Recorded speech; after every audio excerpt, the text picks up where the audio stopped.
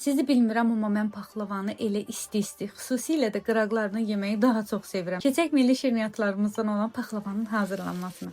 Əvvəlcə onun ortasına açıb əridilmiş çərə yağını, xamanı, mayanı, yumurtanı, biraz da südü əlavə edib yumuşaq ələ yapışmayan xəmir yoğurmağa. Xəmiri təxminən 45 dəqiqə isti yerdə dincəlməyə qoyuram. Daha sonra xəmiri 12 kündəyə bölürəm. Alt qat üçün 250 qram, üst qat üçün isə 300 qram kündə ayırıram.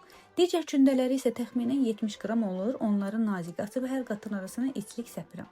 Ən üstdə isə böyük kündəni yayıram və paxlavanı rom formasında kəsirəm.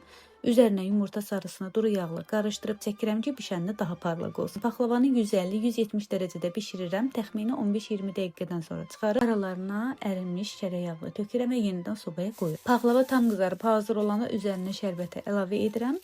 Şərbəti isə çalışın bir gün əvvəl hazırlayın. O zaman paxlava şərbəti daha yaxşı çəkir və dadı daha gözəl olur. Belə bayram süfrələrində isə sunqu salfeti həmişə yanımızda olur. 25 ildən artıq keyfiyyəti ilə cırılmır və süfrədə bizə rahatlıq yaradır. Bəs sizin ən sevdiyiniz milli şirniyyat hansıdır?